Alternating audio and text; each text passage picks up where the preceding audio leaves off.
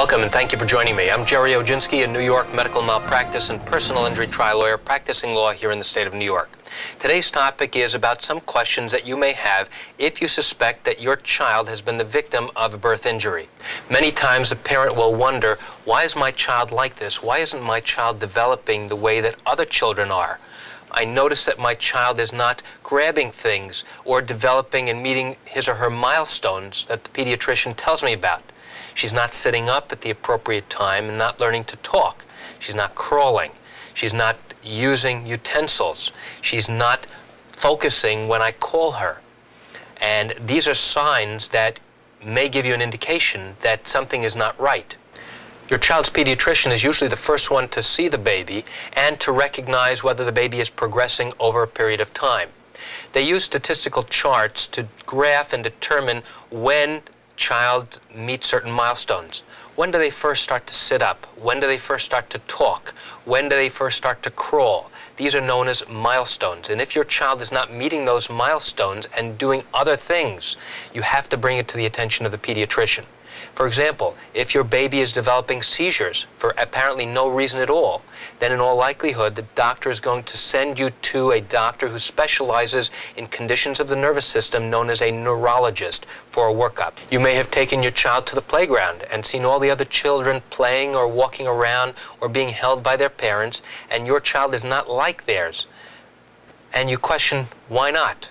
It's always in the back of your mind wondering, why isn't your child like every other child?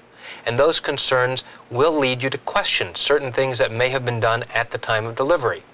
And in conversation with your pediatrician, you should be asking the questions, well, how is it that the child develops epilepsy? Why isn't the child focusing when I talk to her? Why isn't the child sitting up when she's supposed to? And the answers to those questions will give you a great deal of insight as to whether or not you need to look further and investigate further. If you had a difficult delivery, or let's say an emergency C-section, the question you may want to ask is, well, why did I need an emergency cesarean section? What was the delay in delivering you?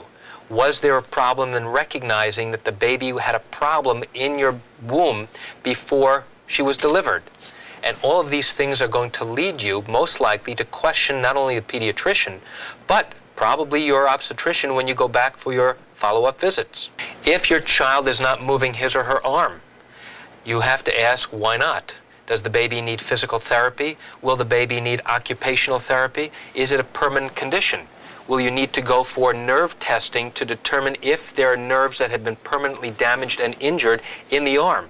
Is it part of an Erb's palsy? Is it a Klumpke's palsy? Is it also known as a brachial plexus palsy? And these are damage or interruptions in the nerve conduction that control the muscles in the arm. And if your baby is not developing properly, you have to ask yourself why. And then, once you've asked why and asked the doctor's questions why, if you're still not satisfied with the answers, in all likelihood you're probably going to be watching a video like this or asking your friend for the name of an attorney that they know that might be able to help you and investigate your possible case. When you finally make a decision to speak to an attorney, make sure you ask that attorney whether they have experience handling cases just like yours, involving injuries to children at birth and injuries to arms and shoulders and problems that occurred during delivery.